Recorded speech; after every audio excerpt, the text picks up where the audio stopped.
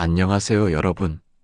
혹시 누군가와 대화를 나누던 중에 상대의 말 한마디가 마음 깊은 곳을 따뜻하게 물들이던 순간이 있었나요? 반대로 똑같은 상황에서도 어떤 말은 마음을 얼어붙게 만들었던 순간도 있었을 겁니다. 왜 그런 걸까요? 같은 말인데도 어떤 대화는 호감을 만들고 어떤 대화는 오히려 거리를 만드는 이유, 무엇이 다를까요?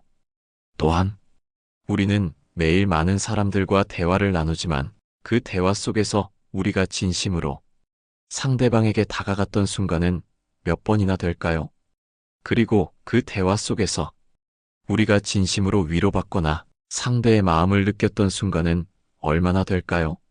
힘들고 지쳐서 누군가와 이야기를 나누고 싶은데 막상 말을 꺼냈을 때 돌아오는 말이 그래서 어쩌라는 거야? 혹은 내가 잘못한 거 아니야? 이런 식의 말들이었다면 그 순간 마음이 더 무겁게 가라앉았던 기억 한 번쯤 있으셨을 겁니다. 그렇다면 반대로 이런 말은 어땠을까요? 정말 많이 힘들었겠다.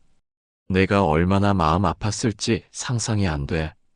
이 한마디가 여러분의 마음을 어루만지는 것 같지 않나요? 제가 알고 있는 한 친구의 이야기를 들려드릴게요. 그 친구는 얼마 전 회사에서 큰 프로젝트를 맡았는데 예상치 못한 실수를 하고 말았대요.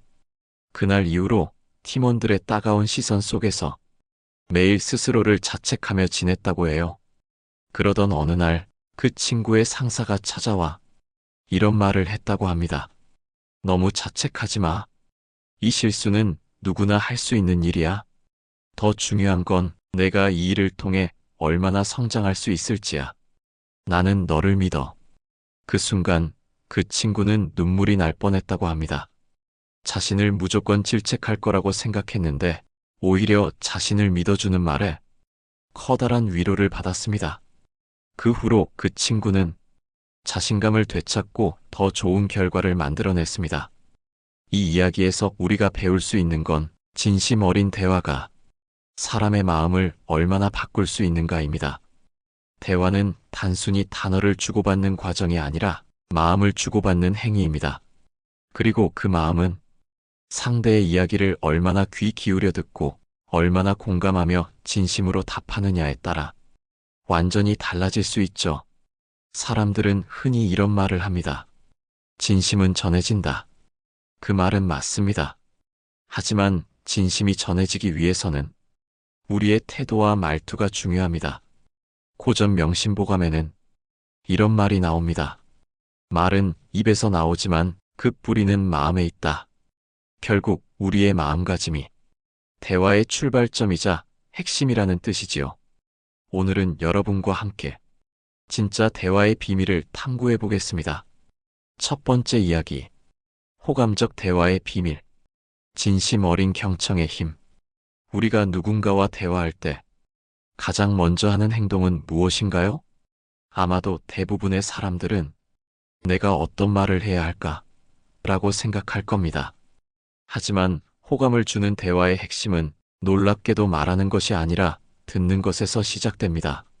미국의 유명 심리학자 칼 로저스는 효과적인 대화의 핵심을 이렇게 요약했습니다. 진정으로 경청받는다는 느낌은 사람의 영혼을 치유한다. 그 말처럼 경청은 단순히 상대방의 말을 듣는 것을 넘어 그들의 마음과 감정을 있는 그대로 받아들이는 것입니다. 제가 아는 한 부부의 이야기를 들려드리겠습니다. 그 부부는 결혼 10년 차였는데 서로를 이해하지 못해 자주 다투곤 했다고 해요.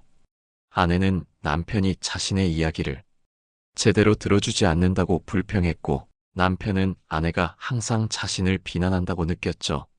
어느 날 부부 상담사가 제안한 특별한 대화 방법을 시도했대요. 그건 바로 상대방이 말하는 동안 절대 끼어들지 않고 끝까지 듣는 연습이었어요. 그리고 상대가 말이 끝나면 그 말을 그대로 되풀이하며 공감하는 훈련이었습니다. 처음에는 어색하고 힘들었지만 점차 서로의 말에 귀 기울이며 상대방의 진심을 이해하기 시작했어요. 아내는 남편이 자신을 비난하려는 것이 아니라 단지 자신의 스트레스와 어려움을 표현하지 못해 답답함을 느낀다는 것을 알게 되었고, 남편은 아내가 단순히 자신의 이야기를 들어주길 바랐다는 걸 깨달았죠. 결국 그 부부는 다시 서로를 이해하고 대화 속에서 호감을 되찾게 되었답니다. 여러분, 이 이야기에서 우리가 배울 수 있는 중요한 교훈은 무엇일까요? 바로 경청이란 단순히 상대방의 말을 듣는 것이 아니라 그들의 감정과 상황까지 이해하려는 마음의 태도라는 점입니다. 사람들은 대화 속에서 자신이 소중하게 여겨지길 바랍니다. 상대방이 자신의 이야기를 들어주고 공감해줄 때 비로소 그 대화는 호감의 씨앗을 뿌릴 수 있게 되죠. 심리학 연구에 따르면 경청을 잘하는 사람은 더 많은 신뢰를 얻고 더 강한 유대감을 형성할 수 있다고 합니다. 이유는 간단해요. 진심으로 들어주는 사람에게는 우리가 자연스럽게 마음을 열게 되니까요. 대화는 항상 상호작용입니다. 우리가 누군가의 이야기를 들어줄 때 그들은 우리에게 신뢰를 쌓고 더 많은 이야기를 나누고 싶어 합니다. 그리고 그런 대화 속에서 서로의 마음은 자연스럽게 연결되죠. 고전 책은담에는 이런 구절이 있습니다. 귀로 듣고 마음으로 느껴야 비로소 진실이 보인다. 이 문장은 우리에게 단순히 듣는 것을 넘어 진심으로 상대를 느끼고 이해하는 것이 얼마나 중요한지를 말해줍니다. 그렇다면 여러분, 앞으로 누군가와 대화할 때 한 번쯤은 이렇게 시도해 보세요. 내가 지금 듣고 있는 이 말 속에 상대의 어떤 마음이 숨겨져 있을까? 라고 말입니다.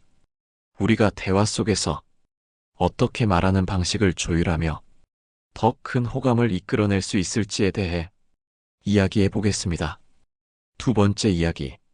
호감을 이끄는 대화의 기술. 말하기는 예술이다. 우리는 방금 듣는 것이 얼마나 중요한지에 대해 이야기했죠. 이번에는 말하는 것에 대해 이야기해 볼게요. 대화는 결국 서로의 감정을 주고받는 과정이잖아요. 말 한마디에 상대방의 하루가 환하게 밝아질 수도 있고, 반대로 말 한마디가 누군가의 마음에 깊은 상처를 남길 수도 있죠. 혹시 이런 경험 있으신가요? 정말 좋은 의도로 건넨 말인데 상대방이 오히려 불쾌해하거나 서운해하는 경우요. 그럴 때 우리는 종종 이렇게 생각합니다. 내가 잘못 말한 걸까 아니면 저 사람이 예민한 걸까? 사실 답은 의외로 간단합니다. 대화에서 중요한 건 대화의 첫 번째 원칙, 무엇을 말했느냐보다 어떻게 말했느냐입니다.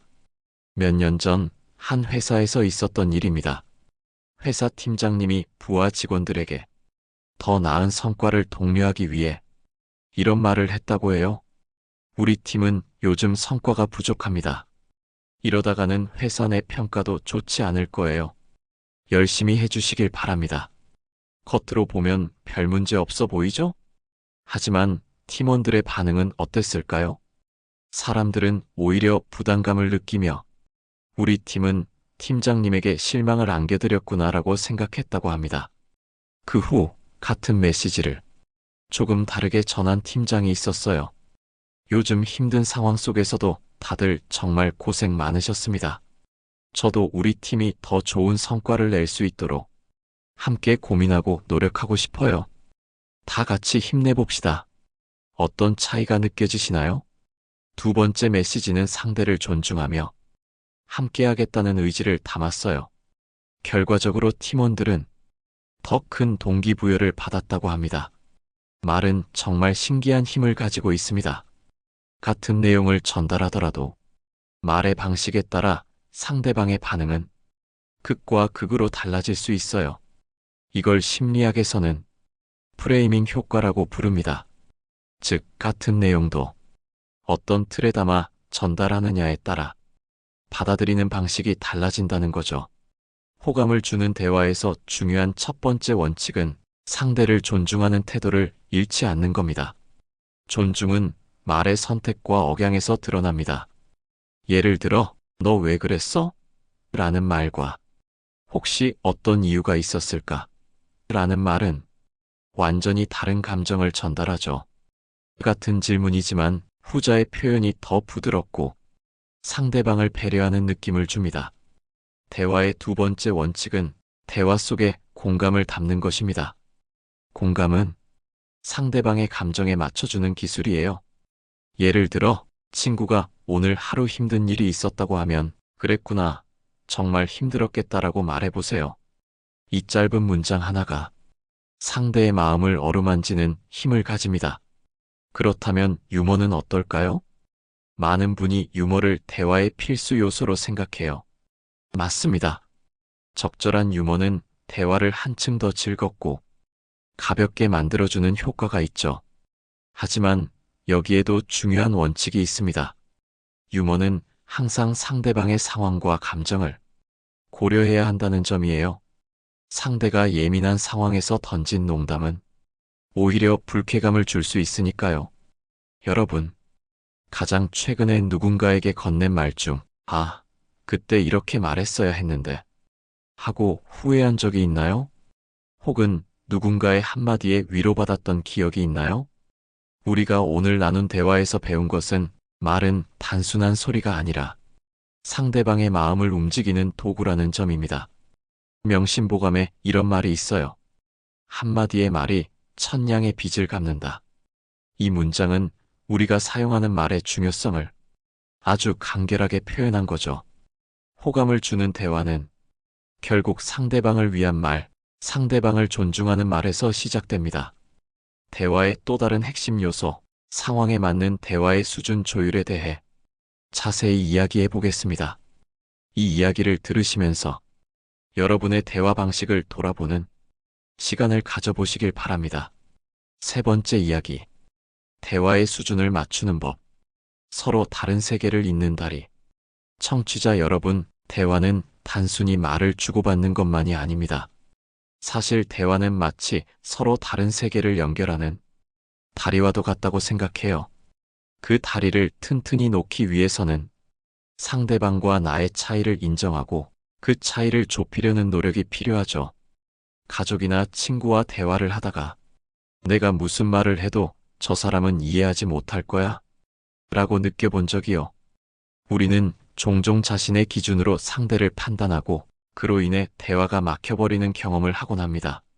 하지만 이런 순간에도 조금만 대화의 수준을 조율한다면 서로의 마음이 통하는 길이 열릴 수 있습니다.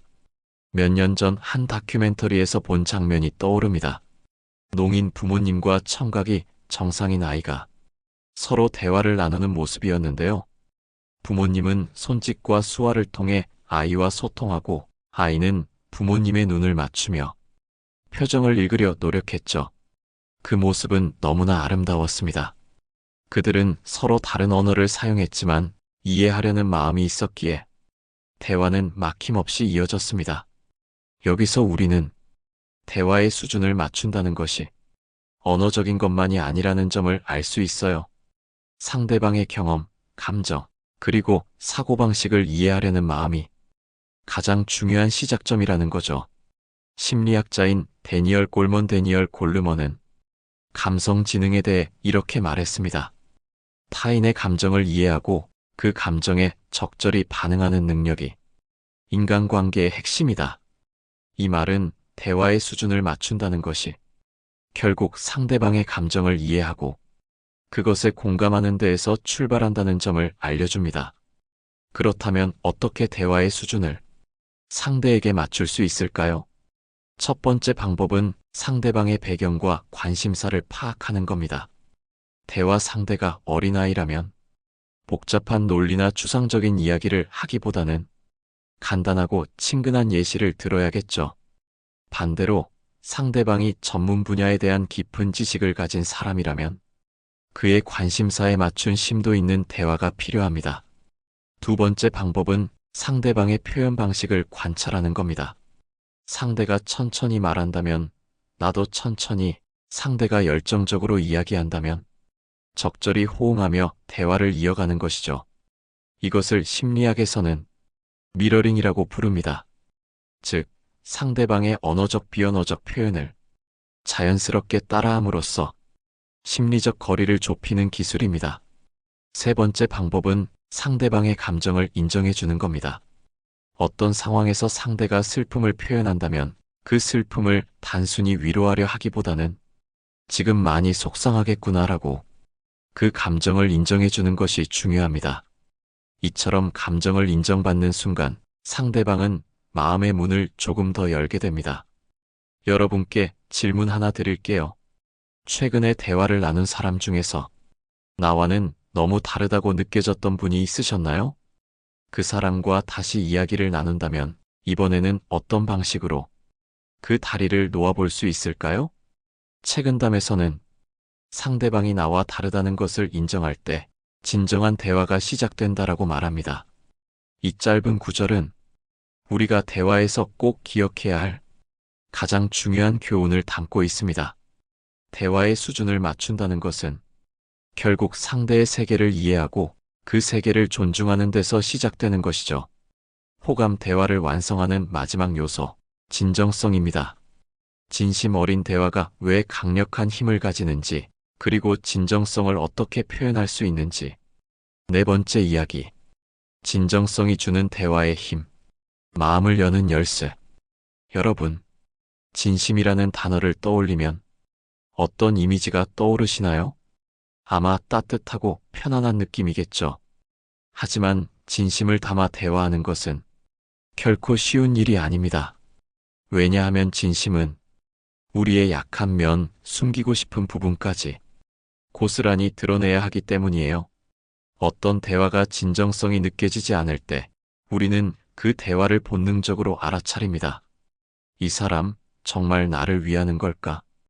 혹시 나를 이용하려는 건 아닐까? 이런 의심이 들기 시작하면 대화는 더 이상 이어지기 어려워지죠. 그렇다면 진정성 있는 대화란 과연 무엇일까요? 몇 년 전 사회적 약자를 돕는 단체에서 활동가 한 분의 강연을 들은 적이 있습니다.